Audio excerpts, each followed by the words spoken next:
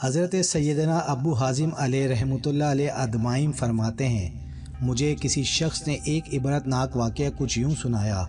ایک مرتبہ جنگل بیابان میں مجھے رات ہو گئی۔ ہر طرف سناٹا طاری تھا، دور دور تک آبادی کا نام و نشان نہ تھا۔ کچھ دور دو جھوپڑیاں نظر آئیں۔ میں نے وہاں پہنچ کر بلند آواز سے سلام کیا۔ جھوپڑی سے ایک نوجوان عورت اور ایک بڑھیا باہر آئی۔ میں نے کہا، میں مسافر ہوں، کیا رات کے کھانے کو کچھ مل سکتا ہے؟ نوجوان عورت نے کہا، اللہ عز و جل کی قسم، اس ویران جنگل میں ہمارے پاس ایسی کوئی چیز نہیں جس سے ضیافت کی جا سکے، اور نہ ہی ہمارے پاس کوئی حلال جانور ہے جسے ذبح کر کے تمہاری مہمانی کی جا سکے۔ میں نے کہا، پھر تم دونوں اس ویران جنگل میں کس طرح زندگی بسر کرتی ہو؟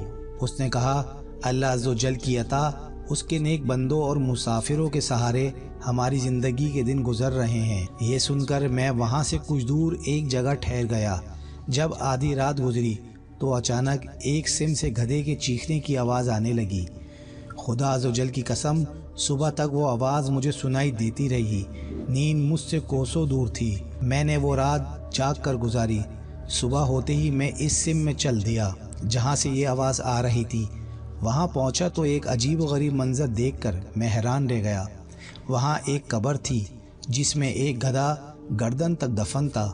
اس کے سر اور پیٹھ سے مٹی ہٹ چکی تھی۔ اس بھیانک منظر کو دیکھ کر مجھ پر کپ کپی طاری ہو گئی۔ میں وہاں سے واپس آ گیا اور ان دونوں عورتوں کے پاس پہنچ کر گدھے اور قبر کے متعلق پوچھا۔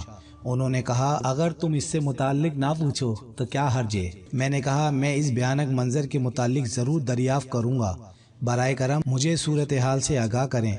عورت نے کہا، اچھا، اگر تم سننا ہی چاہتے ہو تو سنو۔ خدا عز و جل کی قسم، وہ گدھا جو تم نے قبر میں دفن دیکھا وہ میرا شوہر اور اس بڑھیا کا بیٹا تھا۔ قسم ہے اس ذات کی جس نے گزشتہ رات تمہیں یہ منظر دکھایا، میرا یہ شوہر اپنی ماں کا بہت زیادہ نافرمان تھا۔ میں نے اس سے زیادہ ماں کا نافرمان دنیا میں کوئی نہ دیکھا۔ جب بھی اس کی ماں اسے کسی بری بات سے منع کرتی تو وہ اس طرح بد کلامی کرتا اور کہتا، دفع ہو جا، کیا گدھی کی طرح چیخو پکار کر رہی ہے؟ جا، مجھے تیری بات نہیں سننی۔ آخرکار دکھیاری ماں نے تنگ آ کر کہا، اللہ تعالیٰ تجھے گدھے کی طرح بنا دے۔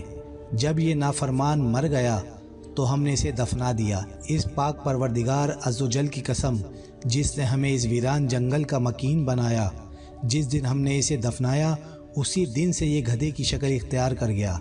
ماں کا نافرمان اور اپنی ماں کو گدھی کہنے والا اب روزانہ اپنی قبر میں گدھے کی آواز سنائی دیتی ہے۔ اللہ عز و جل ہم سب کو والدین کی نافرمانی سے محفوظ رکھے۔ اس ویڈیو کو شیئر کریں، اچھی بات دوسروں تک پہنچانا صدقہ جاریہ ہے۔